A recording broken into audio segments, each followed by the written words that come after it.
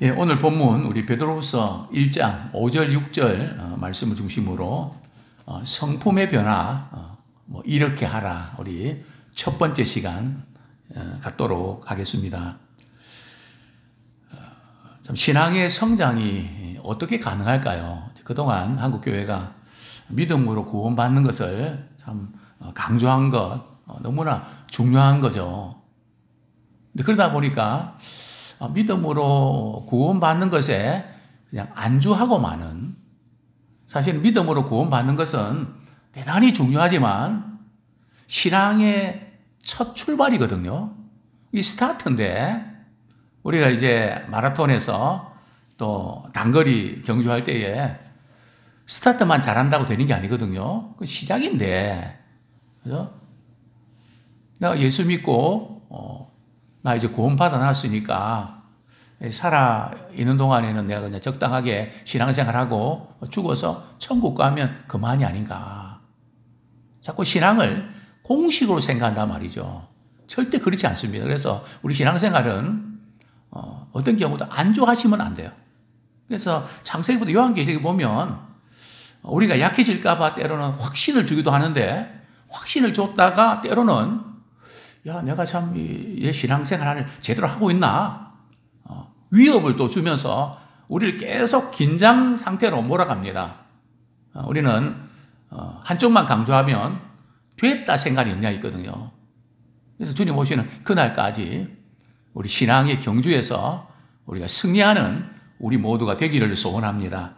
오늘 본문은 이렇게 말씀합니다. 5절에 보면 그러므로 너희가 더욱 힘써. 그죠? 우리가 믿음으로 우리가 구원받았는데, 그죠? 그리고 거룩한 성품에, 신성한 성품에도 참여하기로 했는데, 우리가 하나님을 섬기는 데 필요한 모든 것을 경건에 속한 또 생명에서 모두 다 주셨거든요.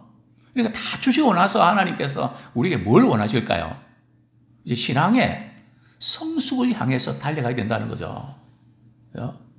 근데 우리는 자꾸 이렇게 신학적으로는 칭이라고 하는 거, 믿음으로 의롭다함을 받았다. 이것이 그냥 마치 세트인 것처럼 말이죠. 끝난 것처럼 이렇게 안주하는 경향이 있는데 그렇지 않습니다. 더욱 힘써서 이제 우리의 신앙의 성숙을 향해서 나가기 원합니다. 왜 우리가 교회가 세상에 지탄받는가 하면 바로 이 문제입니다. 삶 속에서 주님의 살아계심을 나타내야 되는데, 또 변화가 되어야 되는데, 그 중에 하나가 바로 성품의 변화입니다. 오늘 성경은 우리가 더욱 힘써서 변화되어야 될 성품, 이제 8가지를 이렇게 언급하고 있는데요. 이제 오늘 우리 4가지 정도 살펴보고, 우리 다음 주 월요일 날 우리 또 4가지를 살펴보려고 합니다. 먼저 우리 성품의 변화 8가지는 믿음의 덕을, 또 덕의 지식을, 지식의 절제를, 절제의 인내를, 인내의 경건을, 경건의 형제우애를, 형제우애의 사랑을 더해라. 이 성품의 변화를 보면 믿음으로 시작해서 뭐로 끝납니까? 사랑으로 끝난다는 거죠. 그러니까 이 성품의 변화도 하나님에 대한 믿음, 즉 구원에 대한 믿음에 근거해서 성품이 변화되는 것이지 도덕적으로 내가 착하고 선하고 이런 차원이 아니라는 거죠. 우리가 사랑을 하는 것도 그냥 도와주고 싶어서 우리 단순히 그게 아니고요. 그것은 안 믿는 사람도 그럴 수 있거든요. 마음이 착하고 어려운 사람들 보고 지나치 못한 사람도 있거든요. 근데 그 마음이 하나님의 사랑에 부딪혀서 하나님이 나 이렇게 사랑하셨으니까 나도 그 하나님의 사랑을 어떻게 우리 주변에 있는 사람들에게 나타낼까? 사랑에 부딪혀야 되는데 그냥 내가 생각할 때 저 불쌍하다 도와주겠다. 그것은 성경이 말하는 사랑이 아니고 그냥 박애주의 같은 불쌍히 여기는 차원이 다르다는 거예요. 그래서 항상 우리는 믿음에서 시작해서 사랑으로 끝나는, 그래서 모든 부분들이 또 사랑의 역사로 이루어져야 되는 것이지 그냥 내 성격, 내가 형성된 거 거기에서 조금 낫다 이런 게 아니라는 거죠. 항상 그래서 우리는 늘 말씀과 기도에 깨어 있어서 어디에 부딪혀서 나오는가, 내 의인가, 그죠? 정말 주님이 다른 죄인 구원해 주셔서 그 받은 은혜에 감사해서 거기서부터 나오는 건가? 항상 우리는 점검을 하셔야 됩니다. 자, 먼저 우리 믿음에 덕이 있어야 됩니다. 자, 믿음은 모든 성품의 기초가 됩니다. 여기 믿음이라는 것은 하나님에 대한 믿음이죠. 또 예수 그리스도에 대한 믿음이죠. 우리가 예수 그리스도를 은혜로 인하여 믿음으로 말미암아 이제 구원을 받았습니다. 그죠? 진정한 성품의 변화는 바로 온전한 믿음의 변화에서부터 나타난다는 거죠. 자, 문제는 믿음이 흔들흔들하면 이제 문제가 생긴다는 거죠. 우리가 가장 우리 신경을 써야 될 부분들은 물론 믿음이 그냥 뭐 한결같지는 않지만 때로는 흔들릴 수 있지만 흔들려서 넘어지면 안 된다는 거죠. 그죠? 실족하면 안 된다는 거죠. 어떻게 그것이 가능할까요? 우리 마태복음 우리 잠깐 한번 찾아보겠습니다. 예수님이 이렇게 말씀하셨죠.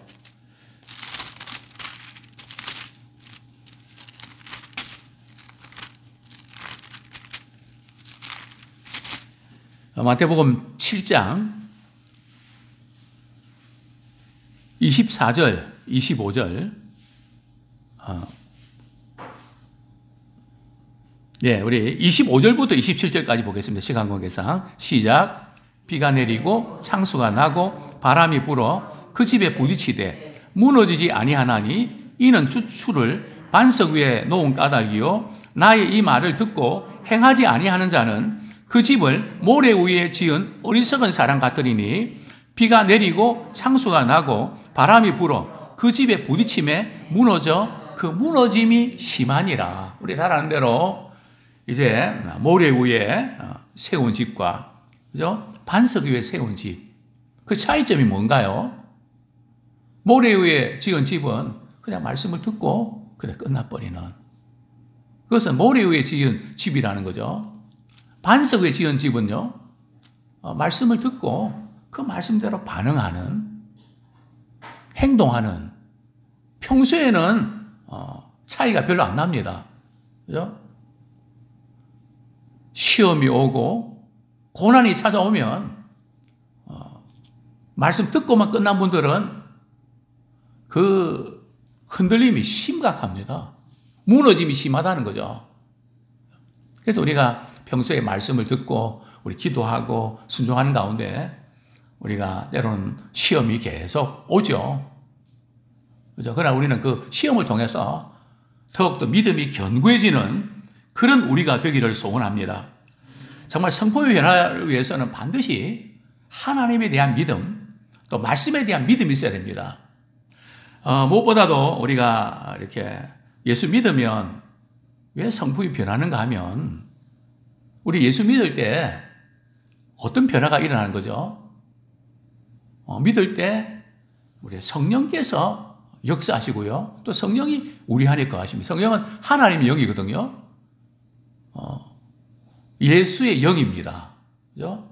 하나님의 영이 우리 안에 역사하시기 때문에 또 우리 안에는 성령이 역사하실 때에 하나님의 사랑이 우리 안에 부어집니다.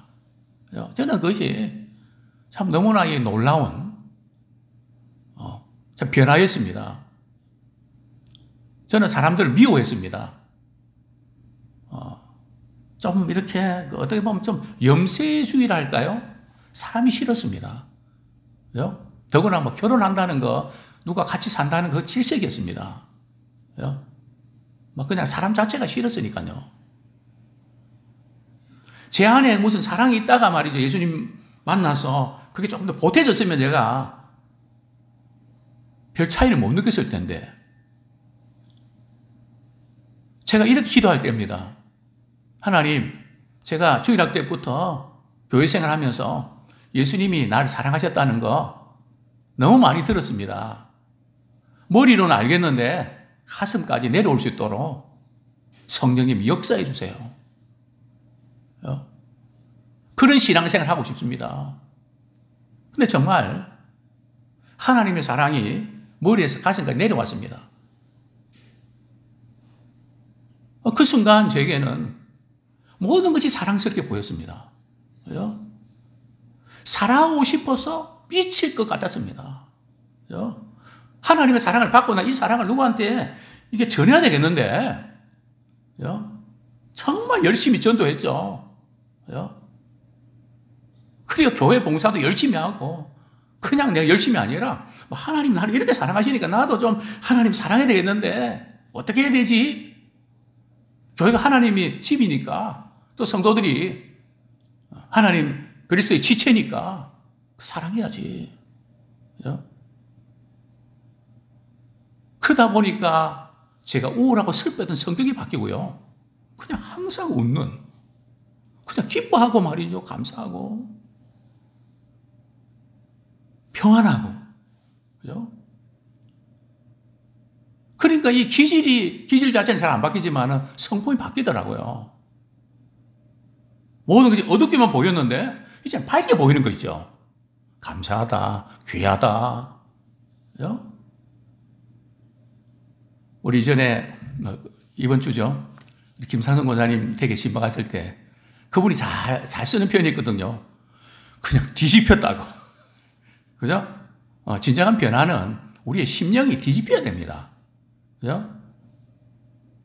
하나님의 그 사랑 안에서 그럴 때 왜 성품이 바뀌지 않겠습니까? 그죠? 어둠에서 빛으로, 미움에서 사랑으로, 절망에서 소망으로, 그죠? 분명히 우리는 하나님께서 우리가 변화를 위한 모든 것을 이미 다 주셨습니다. 우리가 그것을 사용하지 않아서 그렇지, 우리가 말씀 반응하려고 할 때 그것이 작동이 됩니다. 또 우리 안에 성령님이 계셔서 도우십니다. 또 말씀이 있어서 또 그렇게 말씀대로 살 수 있는 힘을 그분이 공급해 주십니다. 오늘 본문에서 보면 믿음에 덕이 있어야 되는데요. 이 덕은 두 가지 의미가 있습니다. 도덕적인 탁월성이 있고요. 또 믿는 대로 실천할 수 있는 힘을 주는 것. 이 두 가지 의미가 다 포함된다고 볼 수 있는데요. 그런데 많은 분들이 믿음은 수동적으로 생각합니다. 물론 믿어지기 때문에 수동적이 맞는데요. 그래서 믿음 생활은 그냥 좀 기다리고 좀 뭔가 이렇게 움직이지 않고 말이에요. 믿음이 마치 명사처럼 생각되는데 믿음은 동사입니다. 믿음은 살아 움직이는 것이거든요. 그죠? 우리가 믿을 때에 또 말씀이 들어와서 우리가 믿음이 생기면 움직이게 된단 말이죠. 그래서 반드시 그렇게 움직일 수 있는 그 힘, 그게 이제 바로 덕인데요. 성경은 이렇게 말씀합니다. 베드로전서 2장 9절 말씀 우리 한번 같이 읽겠습니다. 베드로전서 2장 9절 시작. 이는 너희를 더 어두운 데서 불러내어 하반절 제가 앞부분을 제가 이는 그 부분 같이 읽겠습니다. 시작. 이는 너희를 어두운 데서 불러내어 그의 기이한 빛에 들어가게 하신 이의 아름다운 덕을 선포하게 하려 하심이라. 이 아름다운 덕이 뭔가 하면 정말 우리가 이렇게 어두운 데서 살아갔는데 복음의 빛을 발견하고 그의 기이한 빛에 들어가게 해주셨다. 그죠? 우리 전도가 바로 이런 거거든요. 내가 예수 믿기 전에는 이랬는데 예수 믿고 나서 그의 생명의 빛, 은혜의 빛, 구원의 빛으로 들어가게 됐다. 우리 선생님도 예수 믿으면 저 어둠에서 벗어날 수 있어요. 불행에서 벗어날 수 있어요. 참된 평안 안에서 영원한 소망을 가질 수 있습니다. 이게 바로 이제 아름다운 덕이라는 거죠. 자, 문제는 우리가 믿노라 하면서 덕이 되지 못하는 이게 참 우리의 부족한 부분들입니다. 제가 늘 말씀을 드립니다. 우리 믿음은 말이죠. 신자의 삶은 어떤 경우에도 상식 이하가 아니라는 겁니다. 그죠? 상식 이하의 것을 가지고 무슨 특별한 체험을 했다고 말이죠. 그게 하나님 뜻이라고 이렇게 내세우는 절대 그런 법 없어요. 성경 전체를 이렇게 봐도 말이죠. 우리 하나님이 하시는 일이, 그죠? 또 우리 예수님께서 하셨던 일이 상식 이하의 그런 것들이 있는가요? 물론 그렇다고 해서 믿음이 상식 수준에 머무는 것도 아닙니다. 그죠? 믿음은 상식을 뛰어넘습니다. 왜냐하면 그분은 하나님이시기 때문에, 그죠? 상식선에 머물지 않는다는 거죠. 그러나 분명한 것은 우리 하나님은 자연 질서와 모든 부분들 공인하신 분이기 때문에 상식 이하의 말이죠. 기도하면서 그런 감동 주셨다고 물론 무시 안 합니다. 그죠? 그러나 감동 주신 내용이 과연 성경에서 비추어 볼 때 과연 우리 하나님이 그렇게 하셨을까? 딱 판도가면 나오거든요. 근데 많은 경우에 그것이 하나님께서 가르쳐 주셨다고 그걸 믿고 나가는 이게 말도 안 되는 건데 그러니까 오히려 불신자들 안 믿는 남편이 말이죠. 당신 신앙생활을 그렇게 하면 안 돼. 오히려 안 믿는 사람들이 볼 때 또 맞는 부분이 있단 말이죠. 그죠? 왜냐하면 하나님 자연 은총과 특별 은총을 주셨는데 우리는 둘 다 가지고 있잖아요. 근데 우리가 자연 은총을 놓칠 수 있거든요.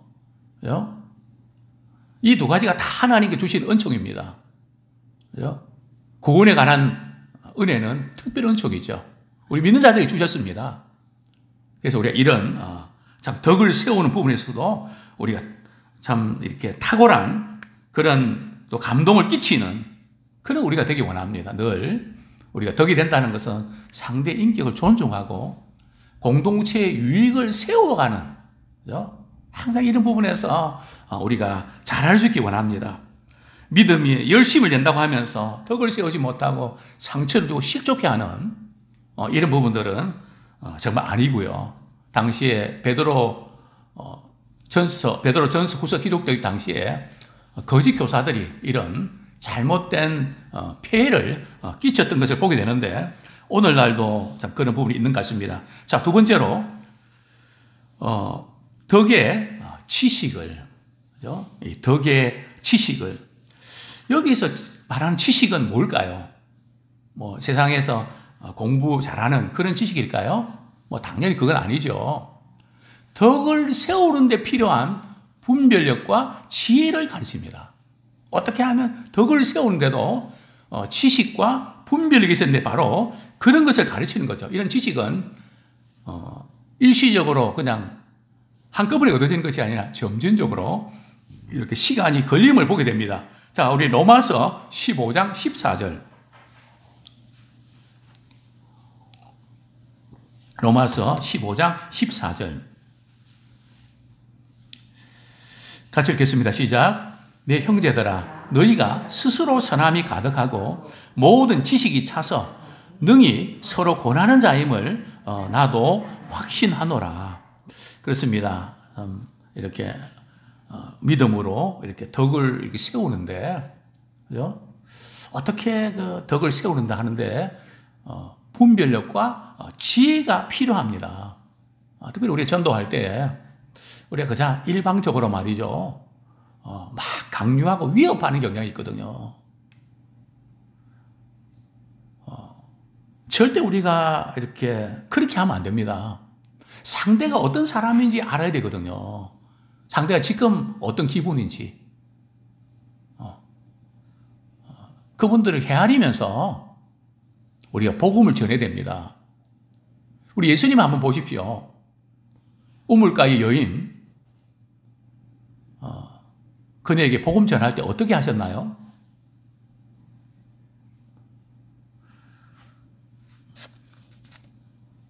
회개하라, 천국이 가까이 왔느니라, 그렇게 하셨던가요? 그것도 하나님의 말씀입니다. 유대인들에게 말이죠. 잘못 믿는 그들에게는 경고의 말씀 주셨습니다. 그러니까 이게 예수님께서는 그 상황과 그 사람의 믿음 상태, 그 삶의 형편들을 맞춰서 말이죠. 접근하고 있음을 보게 됩니다. 우물가의 여인이 참 늘 목이 말랐습니다. 그죠? 정신적으로, 영적으로 갈증이 심했습니다. 그러면서 생수 이야기하면서 말이죠.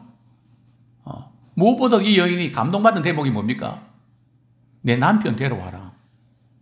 그죠? 어떻게 보면 남편 이야기 끊을 때 굉장히 참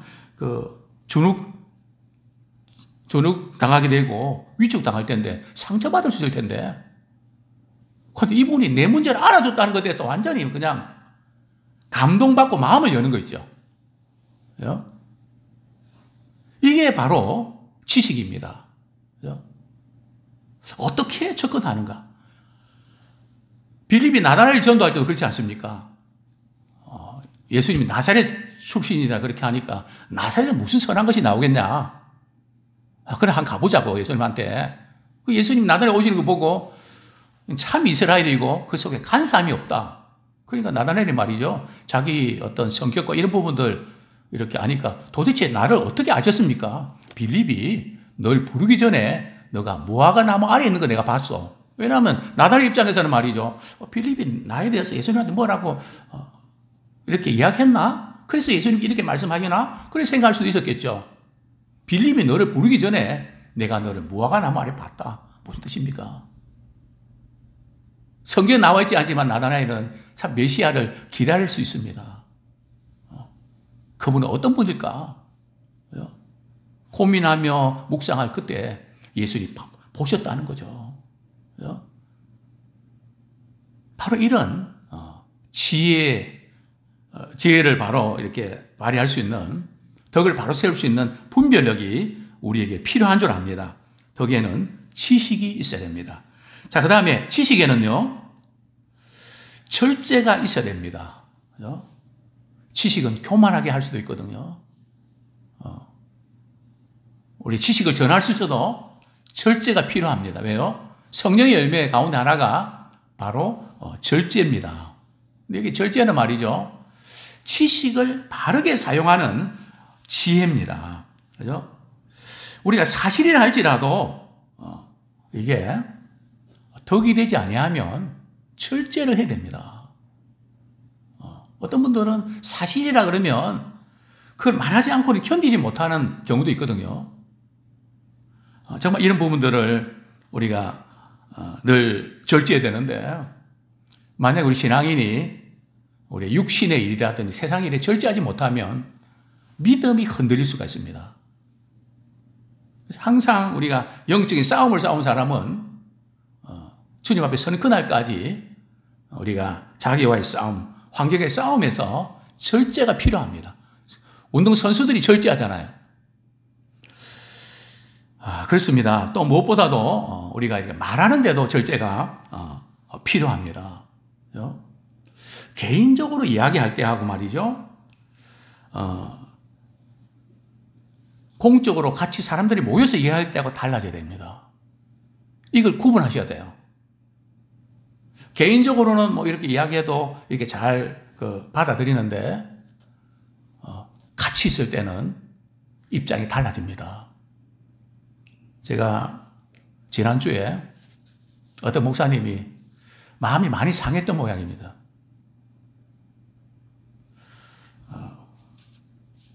말을 그냥 놓고 하니까 말을 좀 함부로 하고 이래서 되게 힘들었던 모양입니다. 같은 교회 출신이고 그러니까 그럴 수 있죠. 그러나 공적인 데서는 절대 그러면 안 됩니다. 깍듯이 예우하고 세워드려야 됩니다. 그렇지 아니하면 굉장히 힘들어지거든요. 뭐 예를 들면 말이에요. 저희 집에 이제 제가 이렇게 간혹 부산에 내려가면 우리 어머님이 저를 뭐라고 부르나요? 이름 부를까요? 분명히 아들 아닙니까? 그런데도 이름을 부르지 못하고 김 목사님, 김 목사님 그냥 편안하게 대하세요. 근데 어머님은 그게 잘 안 되는 거죠. 사실 개인적으로 있을 때는 뭐 또 그렇게도 되거든요. 그런데 이제 어머니 입장에서는 그렇게 할 수 없는 거죠. 물론 편하게 이야기하는 게 좋을 수 있는데요. 나 말고 다른 사람들이 이렇게 모임들 그렇게 하면 여기는 이상한 데구나. 저렇게 어떻게 함부로 말을 하지? 아까 그 목사님도 나이 차이가 몇 살인데 그렇게 말하냐. 그래서 회의가 있어갖고 내가 지금 회의 끝나고 전화드리겠다 했는데 뭐 긴 이야기는 못하고요. 이제 끊었는데 요지는 그겁니다. 아, 그렇구나. 우리는 우리 역시 마찬가지거든요. 서로 잘 알고 편하게 이야기할 수 있는데 그게 좋을 수 있는데요. 그러나 다른 분들이 볼 때 또 우리 안에서도 이렇게 우리가 마음 상할 때 그것이 보통 때는 괜찮게 들려지다가도 마음 상하게 들 수 있다는 거죠. 이 부분도 우리가 잘해야 됩니다. 덕을 세우고 절제하는. 말을 해야 될 때가 있고 안 해야 될 때가 있고. 그죠? 믿음이 약한 사람들에게는 그런 말 하면 안 되거든요. 그래서 우리가 참 하나님의 교회를 세워나가는데 우리 지식에도 절제가 있기를 소원합니다. 자, 마지막으로 절제에는 인내가 필요합니다. 인내는 말 그대로 모든 시련을 참고 견디는 거죠. 모든 중압감들 포기하지 않고 이렇게 견디는 건데 예수님도 말씀하셨습니다. 끝까지 견디는 자가 구원을 얻는다. 신앙은 견디는 싸움입니다. 사실 인내가 없이는 절제도 불가능합니다. 우리 성경 말씀 우리 한 구절 보겠습니다. 야고보서 1장 2절 말씀. 인내는 그냥 되는 게 아니고요. 환난과 시련을 통해서 형성되는 겁니다. 야고보서 1장 2절 제가 읽어드립니다. 이는 너희 믿음의 시련이 인내를 만들어내는 줄 너희가 알미라. 믿음의 시련을 통해서 인내가 만들어진다는 거죠. 그래서 우리가 인내를 읽을 때 우리 온전하고 구비하여 부족함이 없는 그런 것을 이루게 된다. 이렇게 성경은 말씀하고 있습니다. 우리가 주님의 뜻에 따라서 우리가 섬기고 봉사하다 보면 유혹과 반대에 부딪히기도 합니다. 뭐 이런 예를 들 수 있을까요? 뭐 사정이 있어서 교회를 떠나는 경우도 있죠. 그죠? 뭐 충분히 여러 가지 사정이 이제 그럴 수 있습니다. 그죠? 근데 조금 안 좋은 관계 때문에 떠날 수도 있거든요. 그러면 우리 주위에서 말이죠. 집사님, 교회를 왜 떠나세요? 물어보잖아요. 그러면 속에 있는 이야기를 할까요? 딴 이야기를 할까요?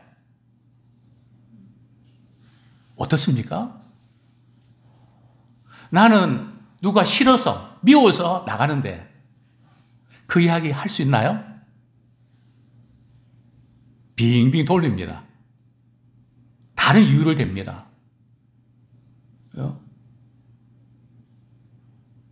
제가 이전에 그런 일이 있어서 말이죠. 그때 상황은 우리 교회가 좀 뜨겁게 찬양하면 좋겠다 해서 이렇게 여러 악기를 가지고 복음 성가를 하고 막 그래서 젊은이들이 너무 좋아했습니다. 그래서 젊은이들이 많이 나왔거든요. 제가 갔을 때 한 청년이 3명인데 한 6개월 만에 30명이 됐습니다. 중고등부 청년들이 너무너무 좋아했거든요. 그런데 이 집사님은 이 교회가 무슨 딴따레라고 합니까? 딴따레라 그러나요? 무슨 뭐 그냥 뭐 그런 데냐고. 왜 그냥 악기를 사용해갖고 그렇게 하냐고. 그분도 안수 집사님이셨는데 제가 찾아갔죠. 자기는 교회 못 나가겠대요. 그럼 그건 제가 악기 치워버릴 테니까 나오십시오. 그게 뭐 그래 중요합니까? 그게 참 마음에 상처가 됐다면 안 할 수 있습니다. 목사님, 제가 그래서 그런 거 아니고요. 사실은 그분 표현 그대로 누구 꼴이 보기 싫어갖고 제가 그러는데 그 말을 어떻게 합니까? 그러니까 교회 떠날 분한테 꼬치꼬치 묻지 마세요. 그러면 누구 탓으로 돌립니다. 그러니까 애매하게 말이죠. 사실은 그게 아닌데 구실을 만들다 보면 그렇게 말한단 말이죠. 또 목회자는 상대가 좀 잘못하고 이런 분들도 좀 이렇게 덮어주려고 합니다. 그대로 말할 수가 없거든요. 하나님 내게 맡겨주신 성도인데 그럼 말 안 하면 또 그것이 오해를 낳고 그게 참 절제도 필요하고 그럼 얼마나 속상합니까? 성도들이 떠나서 속상한데 목사님 때문에 떠났다고. 그죠? 막 그러니까 이게 뭐 엄청 얼마나 힘들죠. 그 참는 거. 막 이중고를 겪는 말이죠. 떠난 그 헛달감에다가 당신 때문에 그렇게 떠났다고 또 그렇게 할 때 말이죠. 같이 아파하고 목사님 제가 있으니까 힘내세요. 너무 마음 상해 하지 마세요. 이러면 얼마나 힘이 납니까? 우리가 인내하고 절제하는데 우리가 지혜를 얻는 우리가 되기 원합니다. 부모와 자녀간에도 사실을 그냥 밝히지 말고 참고 인내하는 게 부모 아닙니까? 사실 이야기하면 뭐 자녀들끼리 서로 싸울 수밖에 없지 않습니까? 목회도 마찬가지입니다. 영적 생활도 마찬가지입니다. 아무쪼록 우리 성품의 이런 놀라운 변화들이 함께 일어났으면 정말 좋겠습니다.